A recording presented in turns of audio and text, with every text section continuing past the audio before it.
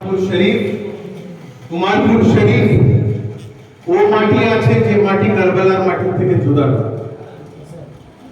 আমার কথাটা ভালো করে শুনবেন, উমারপুর শরীফের মাটি আর কারবালার মাটিতে কোনো পার্থক্য নেই। কেন বলেন তো? মাওলা আলীর দুই সাদাত থেকে বংশ, রাসূল পাকের দুই সাদাত থেকে বংশ।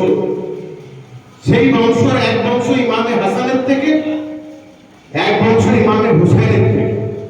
আমাদের সৌভাগ্য কি যে ইমামে হুসাইনের এক সুরির বংশ উমারপুর শরীফে পেয়েছি, আর ইমামে হাসানের এক সুরির বংশ মওলা পাক খানকা শরীফে পেয়েছি। সেই দুই সুরি এক সূত্রের রক্ত, যাকে আমরা আজকে মওলানা হুজুর পাকের নামে পেয়েছি। তার মানে আমরা হাসানি ওয়াল হুসাইনি সাদাতের রুহানিয়ত পেয়েছি। আমাদের মাঝে রউফ খান সাহেব বক্তব্য দিলেন এবং হুজুর পাকের নির্দেশ অনুযায়ী আমি 5 মিনিট আপনাদের কাছে বলবো। তার কারণ হচ্ছে যে প্রত্যেক বক্তব্য হচ্ছে আজিম খিদমত। নওহা একটা প্র্যাকটিস, নওহা যে হয় না সেটা আজাদারির একটা প্র্যাকটিস, যেটাকে আমাদেরকে মুসলসল চালিয়ে যেতে হবে। কিন্তু তাহরীর যে আছে ওটা জ্ঞানের ভান্ডার। তাহরীর মানুষের জ্ঞানকে সাধ্য করে, মানুষের জ্ঞানকে জীবিত করে। মরা যে আমাদের ঈমান থাকে তাকে তাজা করে। মানুষের মধ্যে সবার মধ্যে ঈমান থাকে ভাই, কিন্তু কখনো কখনো আমাদের ঈমান টলবলে যায়। সেই ঈমানকে তাজা করে বক্তব্য জিক্রে আহলে বাইত। তাই জন্য হুজুর পাক বলে যে বেহুব্বে আহলে বাইত ইবাদত হারাম है, জাহিদ তেরি নামাজ को मेरा सलाम। আজ 40 শরীফের মজলিস পাক মুসলসল আমরা প্রত্যেক বছরে পালন করি। এই বছরে বৃষ্টির কারণে আমরা খানকা শরীফের ভিতরে পালন করছি, কিন্তু আগামী বছর ইনশাআল্লাহ যেমন হয় তেমন হবে। হুজুর পাক এখন মওজুদ আছেন এবং আমি আপনাকে দুটো কথা বলি, যে কোনো কাজের একটা ওসিলা ছাড়া কাজ হয় না। আজকের ডেটে বলুন কি ইতিহাসের কোন ডেটে বলুন, আপনি যদি আজকে ব্যবসা করতে চান নেতার ওসিলা ছাড়া হবে না। আজকে যদি আপনি চাকরি চান তো কোনো অফিসারের ওসিলা ছাড়া হবে না। আপনি যদি একটা মন্ত্রী হয়ে টিকিট এমএলএ চান তো কোনো ওসিলা ছাড়া পাবেন না। তো সেভাবে আমাদের কাছে ওসিলা ছাড়া আহলে বাইতের জিকির করা চলবে না। অনেক লোক মনে করে ওসিলা ছাড়া আমরা আহলে বাইতের জিকির করি, অনেক লোক করেও ভাই। যারা মনে করে যে ইমাম পাকের হারামাইন শরীফের খিদমতে আছে কিন্তু ওসিলা ছাড়া আমরা খিদমত পেয়ে গেছি, ভাই আমি আপনাদেরকে আগে বলে দিই, ওসিলা ছাড়া খিদমত হয় না। খিদমত করার জন্য আপনাকে ওসিলা নিতে হবে। রব ভাই আপনি খিদমত করছেন আহলে বাইতের, কারোর ওসিলা ধরে তো করছেন। এখানে যারা আমরা আজাদারি করছি কারোর ওসিলা ধরেই তো করছি। ওসিলা ছাড়া খিদমত হয় না, আর ওসিলা ছাড়া জিয়ারত হয় না। আমি তার আপনাকে জিদা জানটা প্রমাণ দিচ্ছি। কিভাবে? মওলা হুসাইন যখন কারবালাতে শাহাদত বরণ করে তখন মওলা হুসাইন ওই কারবালার মাটিকে কিনে নেন। কি করে? কারবালার মাটিকে কিনে নেন। কিনে কার নামে করে দেন? আলী আকবরের নামে। আপনারা এটা কমবে সবাই জানেন তো যে আমাদের কারবালার যে মাটি আছে ওটা মওলা হুসাইন মওলা আলী আকবরের নামে কিনেছেন। এবার আপনি বলবেন যে মওলা আলী আকবরের নামে কেন কিনলেন? উনি তো ইমাম ছিলেন না, ইমাম তো ছিলেন আলী জাইনুল আবেদিন, তো উনার নামে কেন কিনলেন না? উনি তো বাহায়াত ছিলেন, মওলা আলী আকবর তো শহীদ হয়ে গেছিলেন। অনেকের কাছে প্রশ্ন আসতে পারে না ভাই যে মওলা আলী জাইনুল আবেদিন বেঁচে থাকতে, মওলা জাইনুল আবেদিন বিমার কারবালা থাকতে, তো মওলা হুসাইন সব জাননে वाला মওলা আলী আকবরের নামে কেন জমিন কিনলেন? উনি তো কারবালার মাটিতে শহীদ হয়ে গেলেন। তার কারণ ছিল আজকের তরিকার ওসিলা ইমামে হুসাইন জানতেন। ইমামে হুসাইন জানতেন যে একটা ওয়াক্ত এমন আসবে যেরকম ভাবে আজকে মওলা আলী আকবরের নামের ওয়াতনকে কিনে আমি ওর নামে করে গেলাম, ওর নামে করে যাওয়ার পর ওকে শহীদ করলাম, শহীদ হওয়ার পরেও সে ওই জায়গার ওয়ারিস আছে। একই না ভাই? ঠিক কি না ভাই? মওলা আলী আকবর কারবালার ওয়ারিস আছেন, মিল্কিয়াত নারী আছে, ঠিক কিনা ভুল? মওলা আমার কথা শুনেন, মওলা হুসাইন গায়বাতের খবর জানতেন তো? বেশক মওলা হুসাইন জানতেন তো যে আগামী দিন কি হতে চলেছে? তাহলে মওলা হুসাইন আলী আকবরের নামে কেন দিলেন? মওলা হুসাইন তো জানতেন যে ইমাম জাইনুল আবেদিন বেঁচে যাবে, মওলা আলী আকবর শহীদ হয়ে যাবে, তারপরেও আলী আকবরের নামে কেন জমিন দিলেন? কারণ ছিল যারা যারা কারবালাতে আলী আকবরকে ইনকার করবে তারা তারা বাগদাদে হুজুর গাউসে পাককেও ইনকার করবে। কথাটা আমার ইশারাটা বুঝতে পারলেন? যারা মনে করে রাখবে আলী আকবর নেই, তো তখন করা সহজ, তারা জেনে নাও আলী আকবরকে তুমি শাহাদাত ভেবে ভেবছো যে উনি চলে গেছে, দখল আমরা করে নেব। ভাই শহীদ কোনোদিন মরে না, আর আহলে বাইত তো কোনোদিনই মরে না। আহলে বাইত কারবালার পরেও জিন্দা ছিল, আর আহলে বাইত আজকেও জিন্দা আছে। কথা আমার বোঝা গেল যে মওলা হুসাইন আলী আকবরকে ওয়ারিস করার একটা ওসিলা ছিল, যে মওলা জানতেন যে পর্দার আড়ালে আছে তার ওসিলাকে কিভাবে আমি বাঁচিয়ে রাখবো। মওলাকে তো জানতেন যে মওলাকে ওই জমিনের উপরে মিলকিয়ত রাখতে হবে। কেন? ইতিহাসে ফাদাককে লুটা হয়েছে, ইতিহাসে মক্কাকে লুটা হয়েছে, ইতিহাসে নজফকে লুটা হয়েছে। তো সেইভাবে মওলা হুসাইন আলী আকবরকে ওসিলা করার এই কারণ ছিল যে মওলা হুসেন চাইতেন যে আমার ঔলাদের নামে যে জমিন আমি নিলাম সে তোমার মাঝে নেই, এটা বিশ্বাস করবে না, সে তোমারই মাঝে আছে, সে তোমার মাঝে আছে, আর সে জিন্দা মালিক আছে।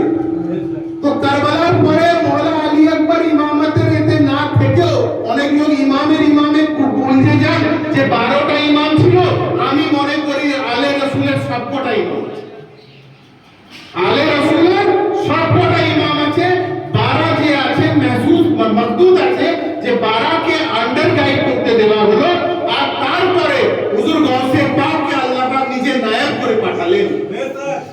ইয়া গৌস আল মাদাদ, ইয়া গৌস আল মাদাদ, ইয়া গৌস আল মাদাদ। কেন?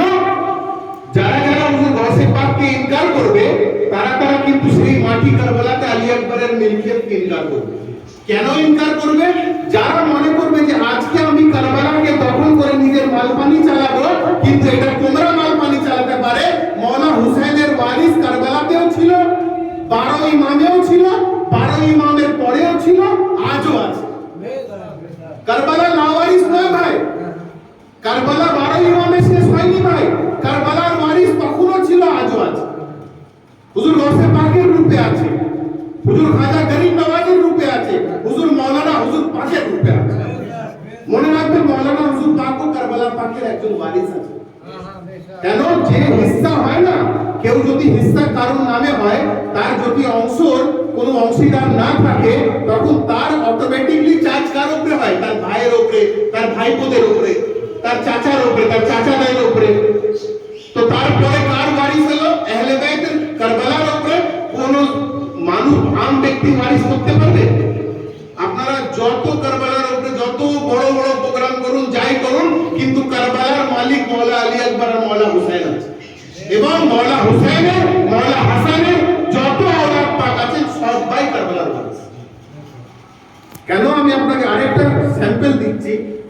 ওয়াসিলা ছাড়া তো কিছু হয় না। আমি কারবালার মধ্যে যারা যারা আপনারা গেছেন, আল্লাহ আপনাদের সবাইকে নিয়ে যান।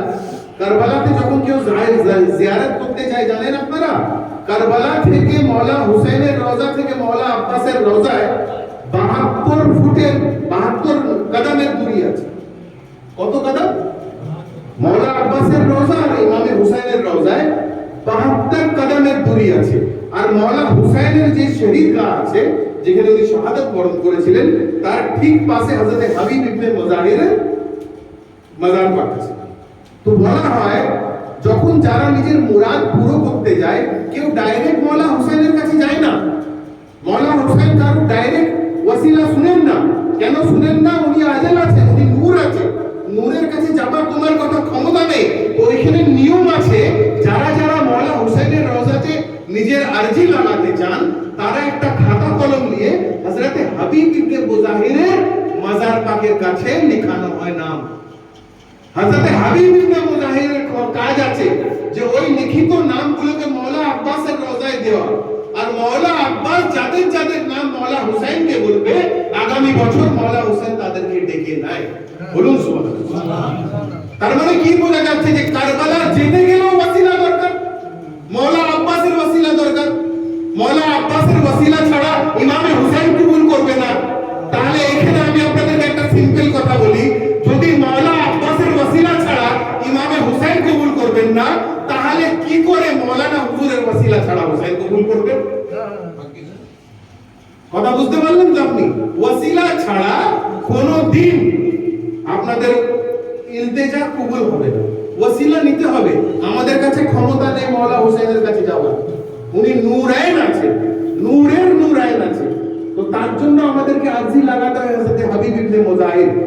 আর হযরত হাবিব ইবনে মুজাহির হযরত আব্বাসকে বলবেন, মাওলা আব্বাস যাদের যাদের নাম বুঝবেন তাদের নাম মাওলা হুসাইনের কাছে জানাবেন, মাওলা হুসাইন আগামী বছর তাদেরকে ডেকে নেয়। বলুন সুবহানাল্লাহ। এটা হচ্ছে সিস্টেম, এটা হচ্ছে অর্ডার, এটা আহলে তরিকতের অর্ডার, এটা সিলসিলা কাদেরিয়ার অর্ডার। আমাদের অর্ডারের মধ্যে কোনো গায়েবাতের কিছু গল্প নেই। আমরা জাহিরিনে আমাদের ইমামকে পেয়েছি। আমাদের অর্ডার যে আছে ও ডিক্লেয়ার অর্ডার আছে, ওপেন অর্ডার আছে। আমাদের অর্ডারের মধ্যে কোনো গোপন রহস্য লুটবার কিছু লুকিয়ে নেই। যে অর্ডার আমাদের কাছে মাওলানা হুসাইনের কাছে পৌঁছাতে হবে, আজকের ডেটে আপনাকে আগে মাওলানা হুজুরের কাছে জানাতে হবে।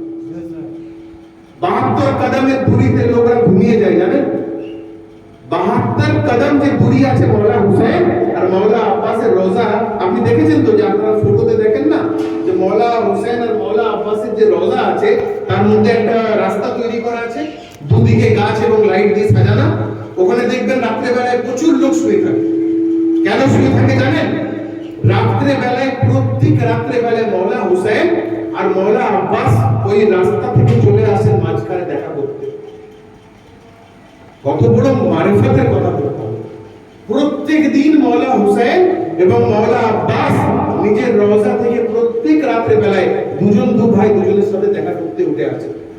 আর কথা আছে না, এটা হাকিকত আছে, যখন মাওলানা হুসাইন আর মাওলানা আব্বাস তখন নিজের মাজার পাক থেকে বেরিয়ে দেখা করতে আসেন, তো যে হাওয়া ওনাদের গা থেকে বেরোয়, যে হাওয়া ওনাদের শরীর থেকে বেরোয়, ওই মাঝখানে যারা ঘুমিয়ে থাকেন তাদের গায়ে লেগে গেলে তারা শিফা পেয়ে যায়। তাদের গায়ে লেগে গেলে তারা শিফা পেয়ে যায়। কিরকম শিফা পায়? যাদের কষ্ট থেকে কষ্ট রোগ থাকে, সেই রোগ ও বালা মুসিবত দূর করে দেয়। যে মাওলানা হুসাইন আর মাওলানা আব্বাসের মিলন এমন আছে যাতে हर मर्ज की दवा हो।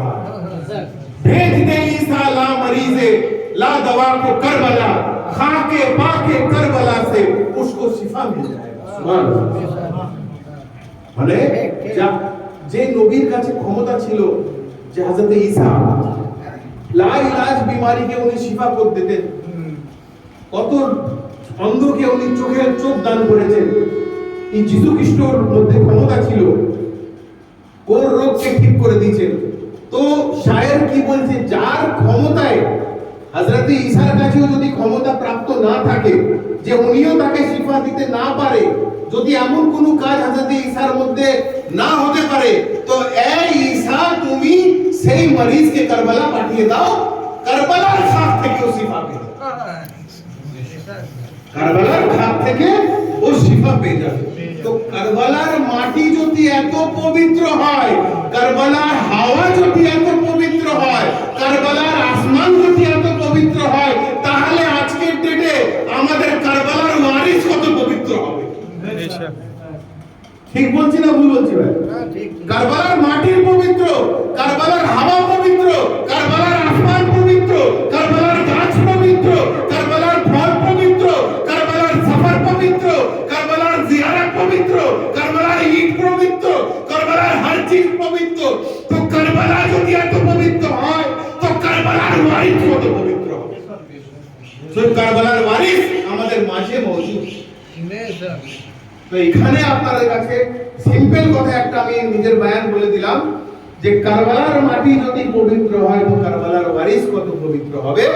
মওলা আলী আকবর নিজের ওয়ারিস হিসাবে মওলা হুসাইন যাকে বানিয়েছেন, সেই ওয়ারিস আজও বেঁচে আছে, কিয়ামত অবধি বেঁচে থাকবে।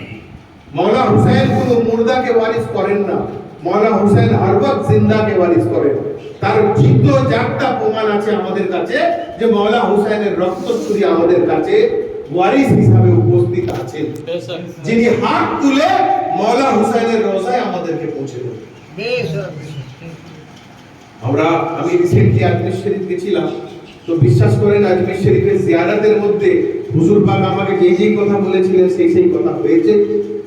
আজমির শরীফের মধ্যে যিনি ঘুমিয়ে আছেন উনি খাজা গরিব নওয়াজ। অনেক লোক বলে উনি বাবা ছিলেন, উনি এ ছিলেন, উনি এ ছিলেন। অনেক লোক ওনার বিরাসতকে ইনকার করে যে উনি তো এমন একজন আউলিয়া ছিলেন, উনি একজন বাবা ছিলেন, ফকির ছিলেন। কিন্তু আমি আপনাদেরকে আগে ক্লিয়ার করে দিই যে খাজা গরিব নওয়াজ ফকির আউলিয়া ওয়ালির বাদশা ছিলেন। উনি ইমামে হুসাইনের সাদাত হুজুর গৌসে পাকের হুকুম নিয়ে ইন্ডিয়াতে এসেছিলেন এবং হুজুর গৌসে পাক খুদ খাজা গরিব নওয়াজের মামা যান, জিনার হুকুমে খাজা গরিব নওয়াজ বলেছিলেন, হুজুর গৌসে পাক খাজা গরিব নওয়াজকে বলেছিলেন যে এ খাজা মঈনুদ্দিন চিশতি, তোমাকে আমি হুকুম দিলাম যে তোমাকে আমি সরজমিনে হিন্দ, তখন ইন্ডিয়া নাম ছিল না, হিন্দ ছিল, সরজমিনে হিন্দে মিলকিয়ত ও দ্বীনে খিদমতের জন্য আমি তোমাকে মামুন করলাম। আমি শেখ আব্দুল কাদের জিলানী তোমাকে ওসিয়ত করলাম যে বেতাজ বাদশা হয়ে তুমি থাকবে, তোমাকে কেউ নড়বড় করতে পারবে না। আজও হুজুর গৌসে পাকের ওসিলায় আমাদের কথা আছে না যে কুরসি পে কোই ভি बैठे राजा तो मेरा ख्वाजा है, कुर्सी पे कोई भी बैठे तो राजा तो मेरा ख्वाजा है। तो ख्वाजा गरीब नवाज কোনো আম বাবা ফকির নয়, উনি औलादे হুসেন औलादे রাসূল ছিলেন। তো আমাদের আজকে তারিখ পাক আপনারা সবাই দোয়া করবেন কবুল হোক। এবং মুক্তাসার আমাদের এই বক্তব্যের জন্য আমি রূপ ভাইকে অনেক ধন্যবাদ জানাচ্ছি যে আপনি মূল্যবান বক্তব্য পেশ করলেন। হুজুর পাক আছেন আর দীর্ঘক্ষণ আমি আমার বক্তব্য টাইম করব না, আপনারা আমাদের মজলিস পাকে এবার শুরুয়াত করেন বিজু মামা।